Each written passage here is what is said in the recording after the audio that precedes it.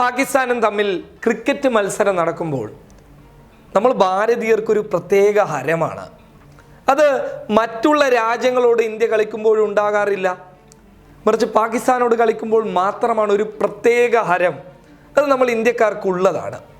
ഓപ്പണർമാരായിട്ട് ഗംഭീറും സേവാഗും എത്തിക്കഴിഞ്ഞാലോ അതൊരു ഗംഭീരം തന്നെയാണ്. സേവാഗ് അടിച്ച് തിമർക്കുമ്പോൾ കട്ട സപ്പോർട്ടായിട്ട് ഗംഭീർ ക്രീസിലുണ്ടാകുമ്പോൾ നമുക്കൊരു വല്ലാത്തൊരു ആത്മവിശ്വാസമാണ്. പാകിസ്ഥാനെ തോൽപ്പിക്കാൻ പറ്റുമെന്നുള്ള ഒരു ആത്മവിശ്വാസം. ക്രീസിൽ ഒന്നിച്ചു നിന്നവർ രാഷ്ട്രീയപരമായിട്ട് രണ്ടായി പോകുന്ന ഒരു കാഴ്ചയാണ് നമുക്ക് ഇന്ന് ഇന്ത്യ സമ്മാനിക്കുന്നുള്ളത്. നമുക്കറിയാവുന്ന ഒരു വലിയ വിഷയമാണ്. 2019 ലോക്സഭാ തിരഞ്ഞെടുപ്പ് സമയത്ത് വീരേന്ദ്ര സേവാഗ് BJPയുടെ സ്ഥാനാർത്ഥിയായേക്കുമെന്നുള്ള റിപ്പോർട്ടുകൾ കടന്നു വന്നിരുന്നു. പല ദേശീയ മാധ്യമങ്ങൾ ഇത് വലിയ വാർത്തയാക്കി നൽകിയിരുന്നു. എന്നാൽ ഇതിന് സേവാഗ് തയ്യാറായില്ല.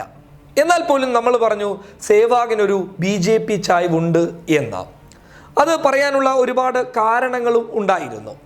അതേപോലെ നമ്മൾ ഗംഭീറിനെയും പറഞ്ഞിരുന്നു. അത് ശരിയായി എന്ന് വേണം പറയാൻ. കാരണം കിഴക്കൻ ഡൽഹിയിൽ BJPയുടെ സ്ഥാനാർത്ഥിയായിട്ട് ലോക്സഭാ തിരഞ്ഞെടുപ്പിൽ മത്സരിക്കുകയും ഗംഭീർ MP ആയി മാറുകയും ചെയ്തു.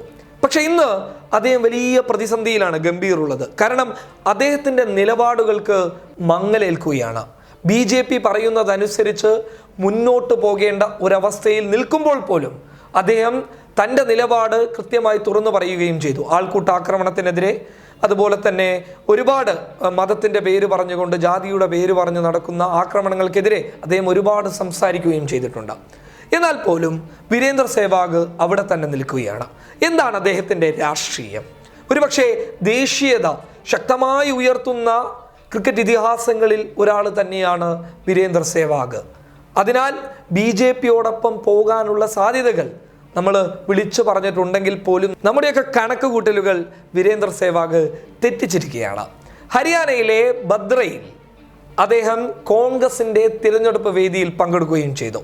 അത് മാത്രമല്ല, അദ്ദേഹം കോൺഗ്രസിൻ്റെ സ്ഥാനാർത്ഥിയായിട്ടുള്ള രൺബീർ മഹീന്ദ്രയ്ക്ക് വേണ്ടിയിട്ട് വോട്ട് രേഖപ്പെടുത്താൻ അദ്ദേഹം പരസ്യമായി ആവശ്യപ്പെടുകയും ചെയ്തു. ഇത് വലിയ വെല്ലുവിളിയാണ് BJPക്ക് ഉയർത്തിയിട്ടുള്ളത്. ഒരുപക്ഷെ ഹരിയാനയിൽ കോൺഗ്രസ് തകർന്നടിഞ്ഞേക്കാം. അതുപോലെയുള്ള സർവേകളാണ് കടന്നു വരുന്നുള്ളത്. അതായത് ഹരിയാനയിലും മഹാരാഷ്ട്രയിലും കോൺഗ്രസിന് ശക്തമായ തിരിച്ചടി ഉണ്ടാകുമെന്നുള്ള നേർസാക്ഷ്യം വിളിച്ചോതുന്ന സർവേകളൊക്കെ കടന്നു വന്നിരിക്കുന്നു. BJPക്ക് വലിയ മുൻതൂക്കം ഉണ്ടാകുമെന്ന സർവേകൾ പറയുന്നു. പക്ഷേ ആ സമയത്ത് പോലും BJP ലോക്സഭാ തിരഞ്ഞെടുപ്പ് സമയത്ത് BJPയുടെ സ്ഥാനാർത്ഥിയാക്കാൻ BJP പ്രഖ്യാപിക്കാൻ ഒരുങ്ങിയ വീരേന്ദ്ര സേവാഗ് കോൺഗ്രസ് സ്ഥാനാർത്ഥിക്ക് വേണ്ടിയിട്ട് പരസ്യമായി വോട്ട് ചോദിക്കുന്നു എന്ന് പറയുന്നത് BJPക്ക് വലിയ നാണക്കേട് തന്നെയാണ്. കാരണം ക്രിക്കറ്റ് ഇതിഹാസങ്ങളൊക്കെ BJPക്കൊപ്പം നിലപാട് മാറ്റി നിൽക്കുന്ന സാഹചര്യത്തിൽ തൻ്റെ നിലപാട്